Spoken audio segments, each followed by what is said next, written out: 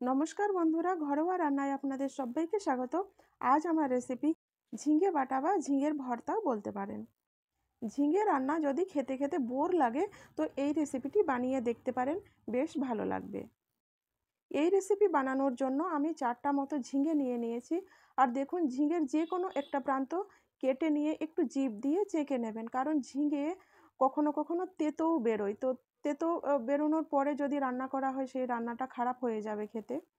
তো সেই জন্য একটু চেখে নেবেন। আর ঝিঙেতে যে একটা শক্ত লম্বা মতো থাকে সেটা আমি ছিলে নিচ্ছি। আর খোসাটা আমি ফেলে দেব না, রেখে দেব, কারণ ঝিঙের খোসা বাটাও খাওয়া যায়। আমিও বানাই মাঝে মধ্যে, অবশ্যই অন্যদিন শেয়ার করব। আর খোসাটা রেখে দিলেও স্বাদ বেশ ভালোই হয়। বন্ধুরা, ঝিঙেগুলো আমি পরিষ্কার করে নিয়েছি। আর ঝিঙেগুলো আমি আগের থেকেই ধুয়ে নিয়েছিলাম। এবার ঝিঙেগুলোকে পাতলা পাতলা এরকম করে কেটে নিচ্ছি। ঝিঙেটা যদি বড় বড় টুকরো করে কাটা হয় তাহলে রান্নাটা হতে সময় লাগবে, যার জন্য পাতলা পাতলা করে কেটে নেওয়াই ভালো।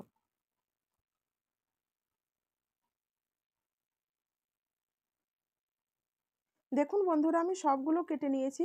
অনেকগুলো হয়েছে, কিন্তু ঝিঙে থেকে অনেক জল বেরিয়ে কম হয়ে যাবে।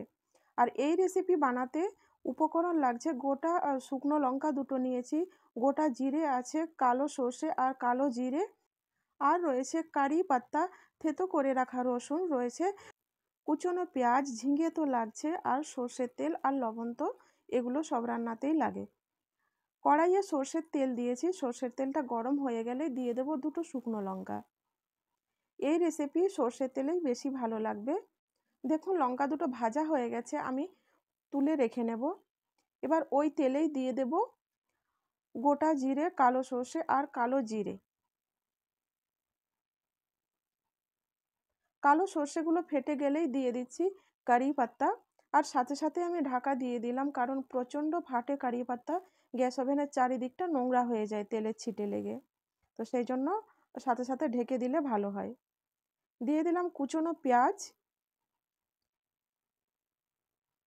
পেঁয়াজটা একটু নেড়েই আমি দিয়ে দিচ্ছি থেতো করে রাখা রসুন।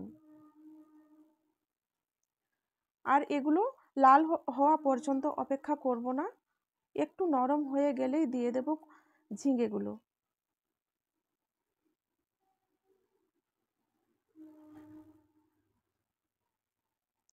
দিয়ে দিচ্ছি পরিমাণ মতো লবণ।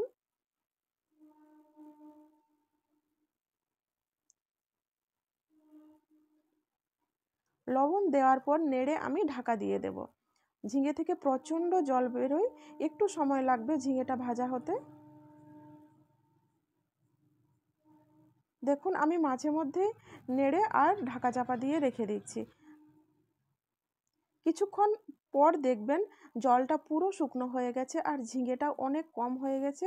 দেখুন ঝিঙেটা কত সুন্দর ভাজা হয়ে গেছে। আমি তুলে এটা শিল পাথরে বেটে নেব। শিল পাথরে বাটলেই বোধহয় বেশি ভালো লাগবে। এবার আমি ভেজে রাখা শুকনো লঙ্কাগুলোকে গুঁড়ো করে নিচ্ছি। ঝাল যদি বেশি খান তাহলে লঙ্কার পরিমাণ বাড়াতে পারেন। ঝিঙেটা যখন ভাজা হচ্ছিল তখন একটা কাঁচা লঙ্কাও দিয়ে দিতে পারেন যদি ঝাল বেশি পছন্দ করেন। এরপর আমি দিয়ে দিলাম ঝিঙে বাটাটা।